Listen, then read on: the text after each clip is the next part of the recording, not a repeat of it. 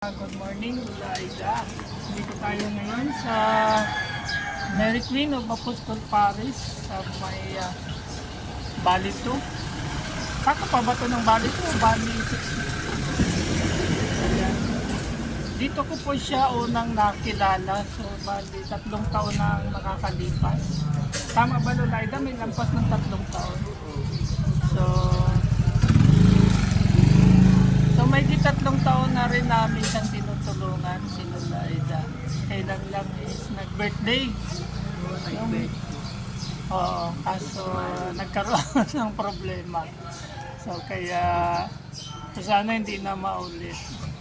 Ayan, Team United, OFW Charity Group. Andito ako ngayon kay Ulaida. Ulaida, ano masasabi mo sa mga kasamahan ko na Maraming salamat po. Nagkabayad ako ni Sir. Lalo na nagkilala ako.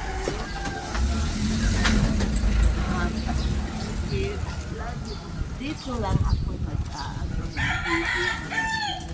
Nakapunta po ako doon sa Divisoria Hindi ko akalain ang ahabol ko lang nanood. Nagsimba muna ako sa Diyo, tapos nanood. Ako bigla na lang ako hinila ng mga babae, lalaki na pinasakay. Yung pala ang dami na nakasakay doon. May mga sila ulo, may mga matanda. Wala silang pakialam. Maawa sila na nag-iiyakan na pati mga bata. Mabuti na lang kayo. May nakatulong ako, hinahanap ako kasi hindi na ako nila nakita, hindi ako nakauwi sa Ngayon, pumunta si Sir sa naalala ni Sir na birthday ko, kaya nagdala ko sa bahay, wala ako. Pero ang sikit ng anak-bindig ko, pati hindi ko maano ang ko, pag-uusap ko, at saka gawin ko parang ako sila na ulo. Mabuti na lang si Cyril nang magbagit sa akin. Umiyak talaga ako kay Sir. Ako, Sir, ikaw lang ang nakakatulong sa akin. Kaya, ayun, Diyos, na pang-ano ko, lagi ako nakausap. so nawala na yung trauma mo? Wala na. Lago medyo na masaya na ako. Pero hindi na ako babalik doon sa pinanggalingan ko. Buti dito. At saka nadala ako ni Sir. Na araw po ngayon ng linggo, may misa. Ngayon, pagkatapos po ng misa, ayan, may mga nagbibigay po kay Lola ng konting tulong. Dito po siya namamalimos tuwing linggo pagkatapos ng misa. Dito din ako na ni Sir. 3 taon na nakakalipas. Kaya, masaya ako ngayon. Lalo na, lagi ako nakasama ni Sir, ni Ma'am. Ako, nawawala na ang ko. Kaya sabi ko nga sa apo ko na babayan ako dito sa laban ko. Katulad ngayon, na naman ako ni Sir, parang na ako na kunti-kunti na nabalaan ko. Sabi nila, trauma. Ay, salamat po. Good morning po. God bless po.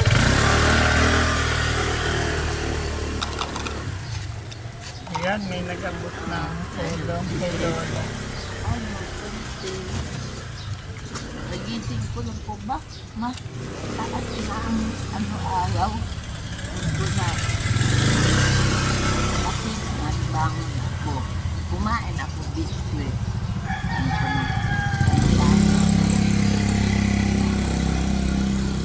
May katibahan namin.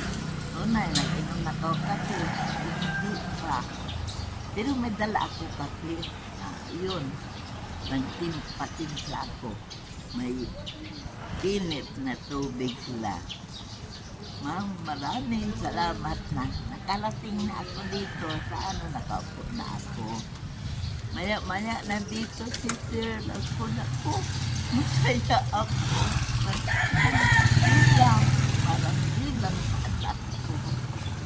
So yun, wala pa akong anak. Patay ng anak ko na babae. Sa mga apo na lang. Apo ko na lang.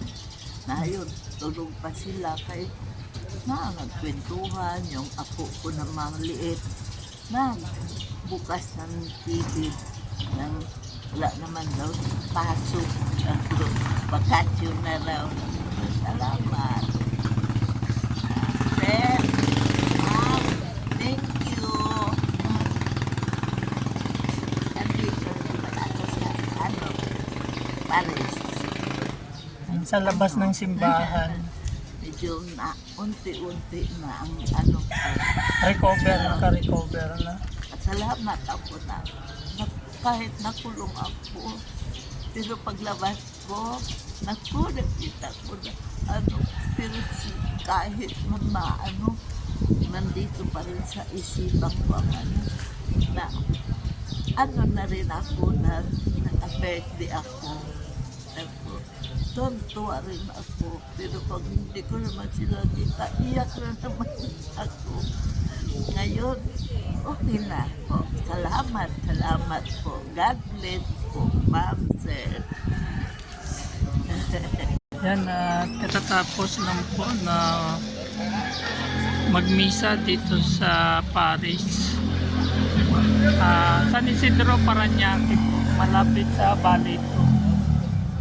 Dito po namamalimos si Lola Aida sa labasan ng simbahan. Bago pumasok ng simbahan sa gate, labas ng gate ng simbahan. So almost 3 years na po namin siyang tinutulungan ng Team United OFW Charity Group. So ayan, inaabangan niya po yung paglabas ng mga nagsimba. So ayan, so matagal na rin po siya dito at kilala na rin siya ng mga tao. So bali, po ito, sa Parañaque. So kami naman sa Las Piñas. Dito kami nagsisimba paglilinggo. At dito rin namin siya nakilala, si Lola Aida. Ayan. Kahit paano po is naka-recover na si Lola Aida sa trauma niya nung nangyari Chinese New Year sa Maynila. So, ayan, nandun pa rin siya sa may labasan na mamalimos.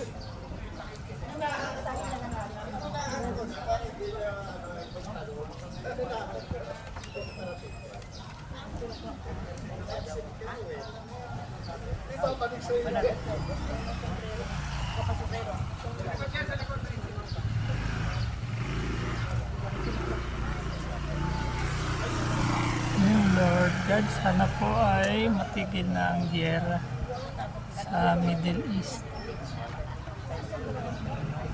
So, likuran po ito ng SMDC.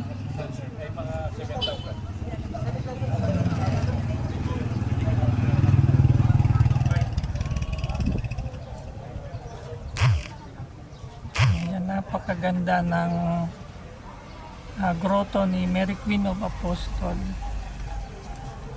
Ayan, Mary Queen of Apostol Paris.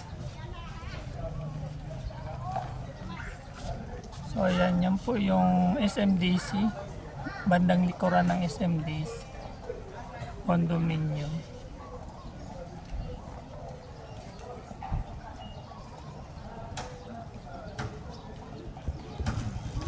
So pag araw po ng linggo, dito kami nagsisimba mag-anak. Ito rin po kasi ang may sakop ng ano namin.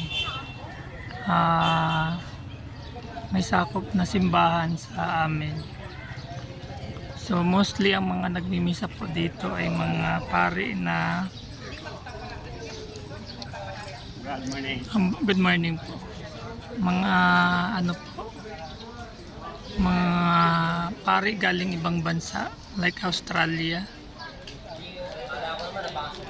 Dito po sila nagmimisa. Dito sila na-assign magmisa.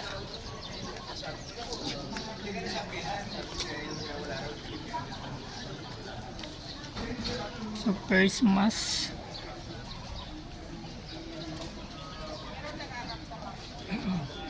alas 8 mayroon pang misa.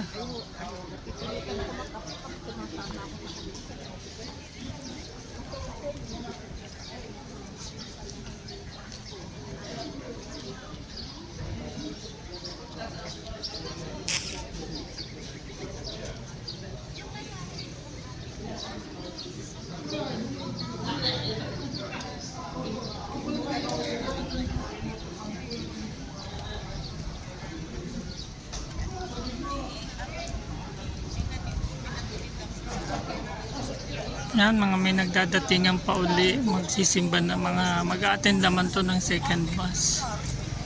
Yan, thank you guys for watching. Please follow, like, and share. Ayan, at sa aming charity beneficiary na si Lola Aida. Sa mga may mabuti pong kalooban, kami po ay kumakatok sa inyong mga puso. Any amount po, basta galing sa inyong puso ay malugod namin tatanggapin. God bless us all.